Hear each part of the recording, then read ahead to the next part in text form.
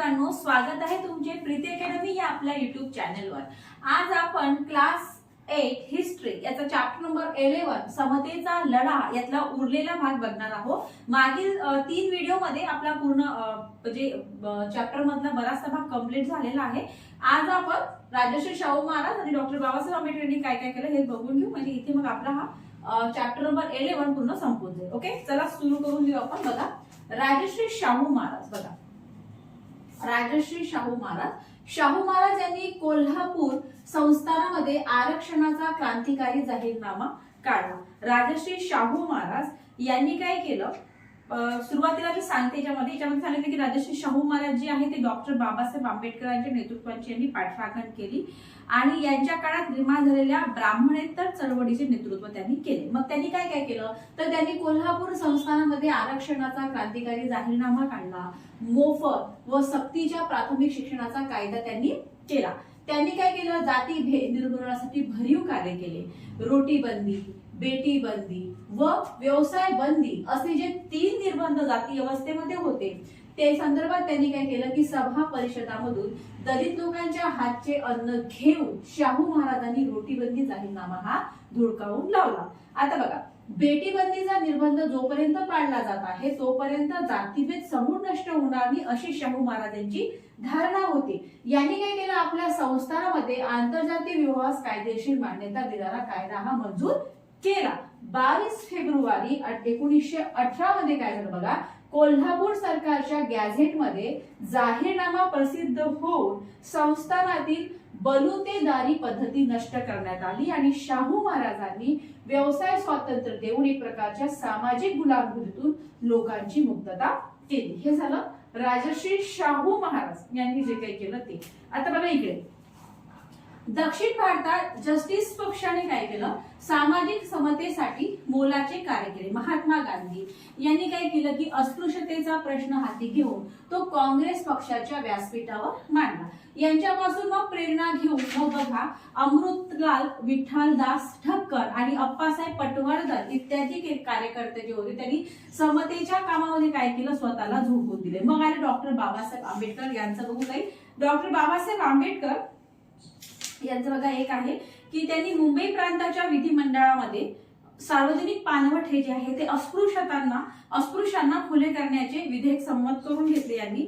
आणि त्याच्यानंतर काय झालं, यांनी आणखी परत केलं की इथे डॉक्टर बाबासाहेब आंबेडकर यांनी यांच्या आणि त्यांच्या अनुयायींनी महाड येथे चौदार तळ्यावर त्यांनी सत्याग्रह केला एक। आणि नाशिकच्या म्हणजे जे काही मंदिर होतं नाशिकच्या काळाराम मंदिरामध्ये त्यांनी दलितांना प्रवेश मिळावा म्हणून काय केलं 1930 मध्ये त्यांनी सत्याग्रह केला। ओके, त्याचप्रमाणे आंबेडकर यांच्या नेतृत्वाखाली दलितांच्या संघर्षाला सुरुवात झाली। परत मग काय झालं की स्वातंत्र्य, समता, बंधुता या तत्वावर समाजाची उभारणी करण्याचे ध्येय त्यांचे होते आंबेडकरांचे। आणि 24 जुलैमध्ये जे बहिष्कृत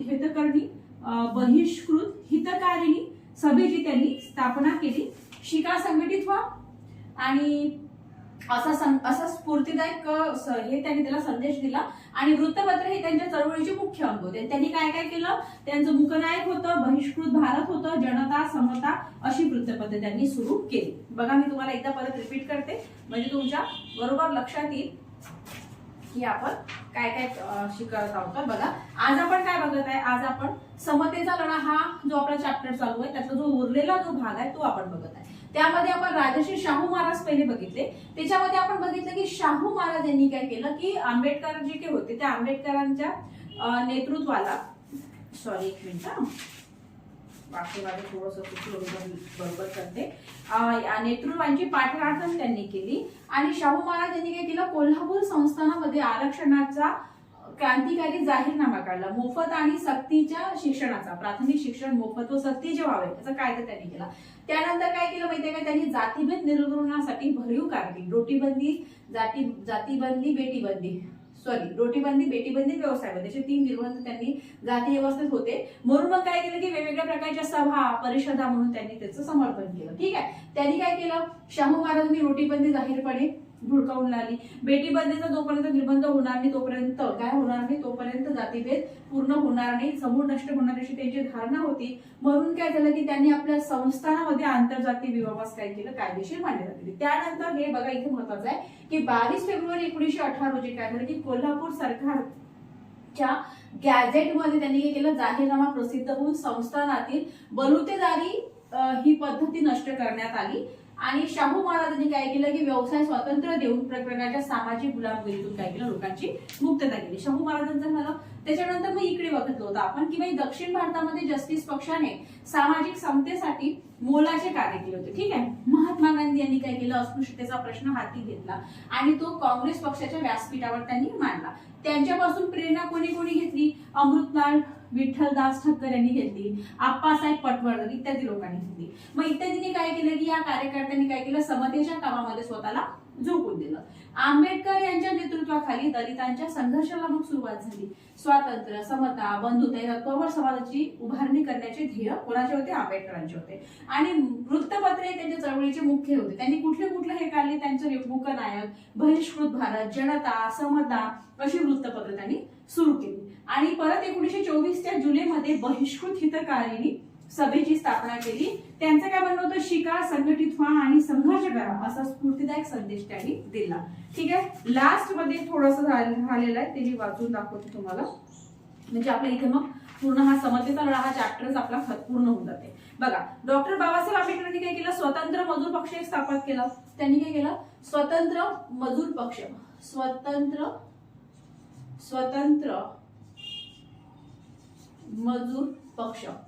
मजूर पक्ष त्यांनी स्थापन केला. कामगारांच्या हिताच्या नसणाऱ्या कायद्यांना विधिमंडळामध्ये विरोध केला.